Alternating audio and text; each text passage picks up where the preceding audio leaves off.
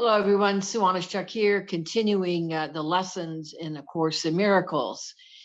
And we are still in review 2. Today is lesson 83. And in this lesson, we're reviewing 2 of the previous lessons, lesson 65 and lesson 66. So today, let us review these ideas. My only function is the one God gave me. And let's remember that that function is forgiveness. That is the only function. So it says, I have no function but the one that God gave me. Again, forgiveness. This recognition releases me from all conflict because it means I cannot have conflicting goals. So the goal here is to recognize when we are caught up in our ego, in the ego thought system, when we are not in our peace, when, again, we are maybe triggered or, feeling a resentment of sorts. We get to choose to stay there or practicing the function that God has given us, which is forgiveness. That's why it's so important to do these lessons on a daily basis and to continue our dedication and our commitment to them. So it says here, with one purpose only, I am always certain what to do, what to say, and what to think. All doubt must disappear as I acknowledge my only function is the one God gave me. It says more specific applications of this idea might take these forms. My perception of this does not change my function.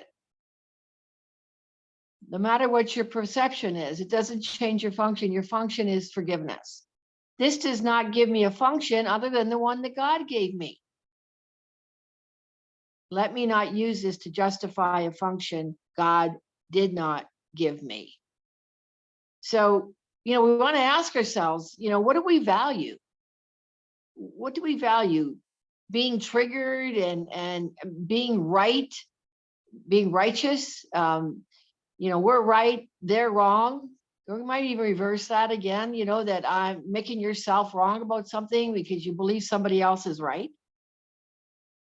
Or do you value more your peace and happiness?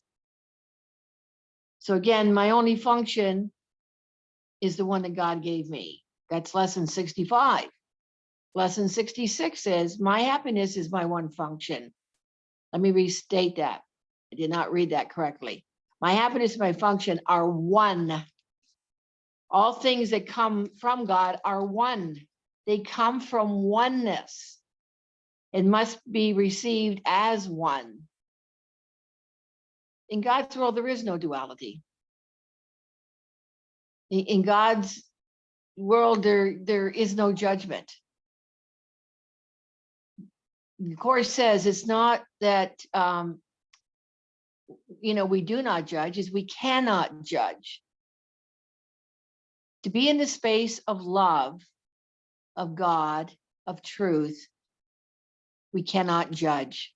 Because when we're judging, we're not in that space. We are now caught up in our egoic thought system. We're caught up in fear, in guilt. They come from oneness and must be received as one. Fulfilling my function is my happiness because both come from the same source. Our happiness and functions come from our happiness and forgiveness come from God. And I must learn to recognize that what makes me happy if I would find happiness. So some useful forms for applications of this idea are, this cannot separate my happiness from my function. The oneness of my happiness and my function remains wholly unaffected by this. Again, unaffected by this trigger, this resentment. Nothing including this can justify the illusion of happiness apart from my function. And again, this is my happiness and my function are one. Now, as we're doing these lessons, I'm reminded today again that, this is a mind training. This is about what we're thinking. This is about our thoughts being projected out there and the perception and, creating that perception. And, we have, I've heard 64, I've heard 84,000 thoughts a day. And I've also heard that 95% of those thoughts don't mean anything. They're the same thoughts over and over again. And we're not even conscious. It's the other part of it. We're not even conscious of our thoughts. So as we continue to practice these lessons, what we're doing again is being aware of, again, when we are operating from fear from our ego, and to be more and more aware of it. And when we are, to be able then to turn it over to the Holy Spirit. Completely turn it over. Let it go. And allow the Holy Spirit then to do the work. A miracle is a shift in perception. So whatever, again, those thoughts that we're projecting out there that are not of love, that are not real,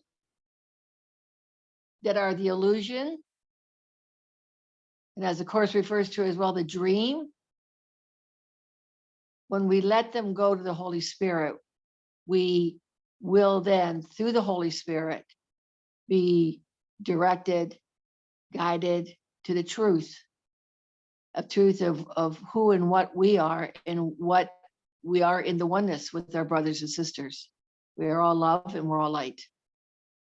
Okay, so continue on with the review of these two lessons today to the best of your ability. This does take practice. I still practice it after all these years.